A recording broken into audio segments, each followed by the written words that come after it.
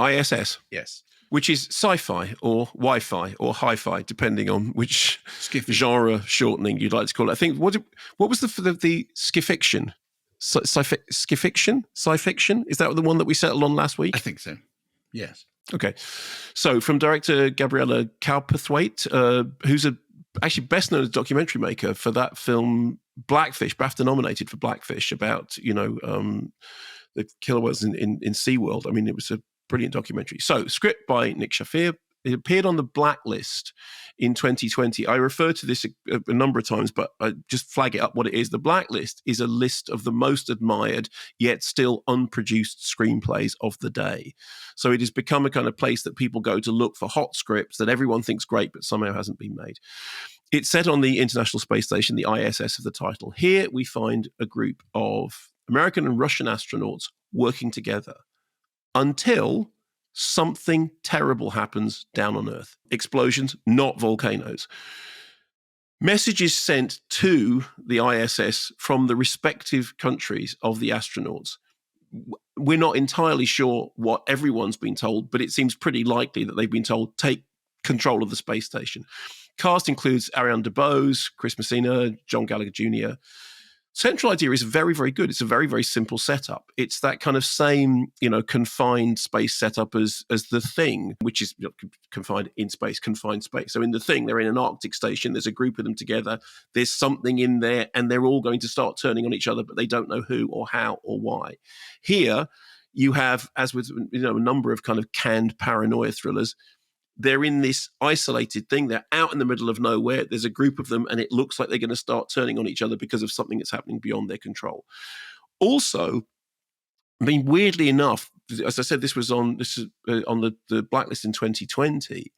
There was a news report that I saw completely coincidentally just recently about Russian and American astronauts on the International Space Station likely to be safe from the diplomatic tensions over Ukraine unless their home nations go to war. A former US space official has said. This was a piece that appeared in The Independent some time ago.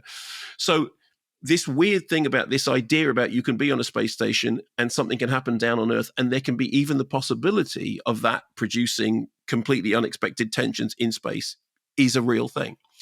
Comparatively low budget, I think it's about $14 million, looks very good on it. I mean, we've all got very used to weightlessness on screen. As somebody who grew up gawping at the anti-gravity stuff in 2001, if you remember the bit when the hostess in the space shuttle walks all the way around 360 degrees, and we see her going upside down, and they used Velcro to do that, and the spinning set.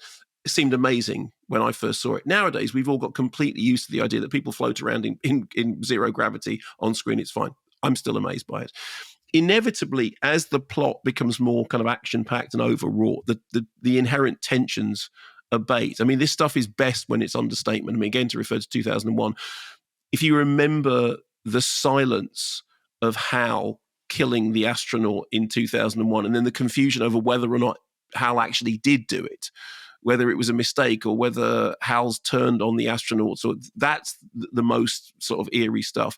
This has got some very committed performances, good central theme. I mean, it doesn't really come up with much more than its central theme, but it's an enjoyable B-movie in that it's a simple setup and it's convincingly played, and it is directed with enough panache to have you go, okay, fine, I'll buy into this for the length of the drama. I thought it was a good, solid B movie. In previous decades, would this have been a submarine film? Actually, I hadn't thought of that, but that's a very good point. Yeah, because a submarine film is exactly the same. It's basically it's any confined locale in which you've got a group of people who are all getting on absolutely fine, and then something happens that means they start to turn on each other, and there's nowhere to go because there is nowhere outside other than the sea or the space or the ice.